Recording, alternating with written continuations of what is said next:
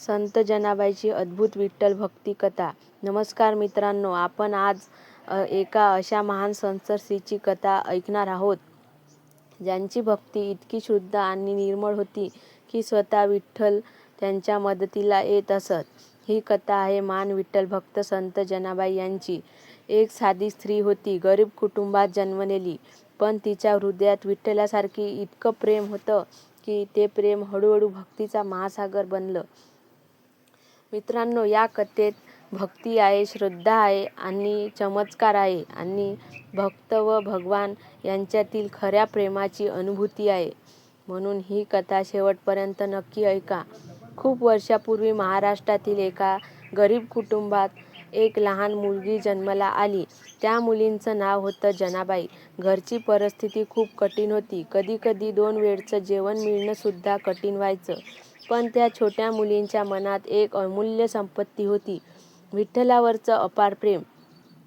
लहानपणापासूनच जनाबाई विठ्ठलाचं नाम घेत असत. जेव्हा इतर मुलं खेळत असत तेव्हा जनाबाई मंदिराजवळ बसून विठ्ठलाचं नाम स्मरण करत असत. त्या आकाशाकडे बघून म्हणत, "हे विठ्ठला, तूच माझा आधार आहेस, तूच माझा रक्षक आहे." जनाबाईंचं बालपण खूप कष्टात गेलं, पण त्या चेहऱ्यावर नेहमी शांतता असायची, कारण त्यांच्या मनात विठ्ठलाचं नाम कायम असायचं. त्या लहानपणी एक छोटी विठ्ठलाची मूर्ती जवळ ठेवत असत आणि त्या मूर्तीशी जणू काही मित्राशी बोलावं तसं बोलत असत. कधी त्या मूर्तीला म्हणत, "विठ्ठला, तू आहेस माझा मित्र आहेस, तू नेहमी माझ्यासोबत राहा."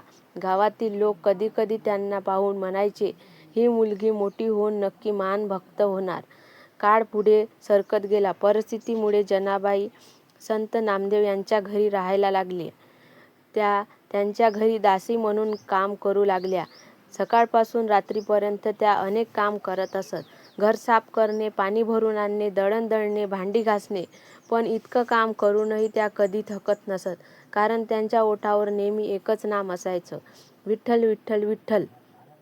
काम करतानाही त्या अभंग म्हणत असत आणि विठ्ठलावरचं नाम स्मरण करत असत. जनाबाई फक्त काम करत नव्हत्या, तर त्या विठ्ठलासाठी सुंदर अभंगही म्हणत असत. त्यांच्या अभंगामध्ये इतकी भक्ती आणि प्रेम असायचं की ऐकणाऱ्यांच्या मनाला शांतता मिळायची.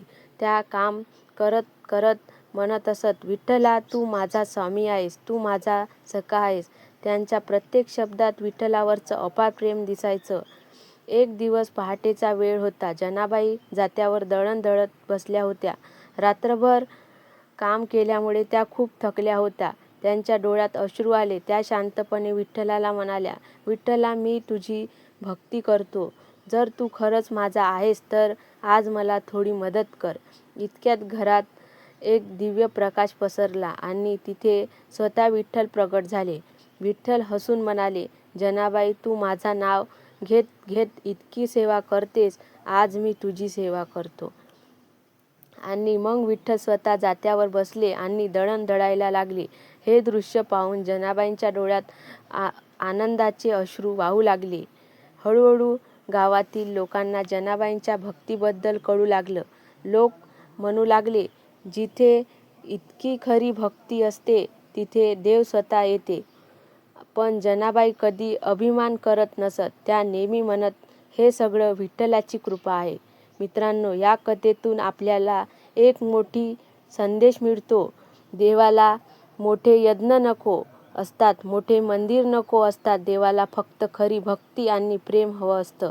त्यांच्या मनात देवासाठी खरं प्रेम असतं, त्यांच्यासाठी देव स्वतः येतो. मित्रांनो, जर तुम्हाला संत जनाबाईंची ही कथा आवडली असेल तर व्हिडिओला नक्की लाईक करा आणि माझ्या चॅनलला सबस्क्राईब करा. विठ्ठल विठ्ठल, जय हरी विठ्ठल.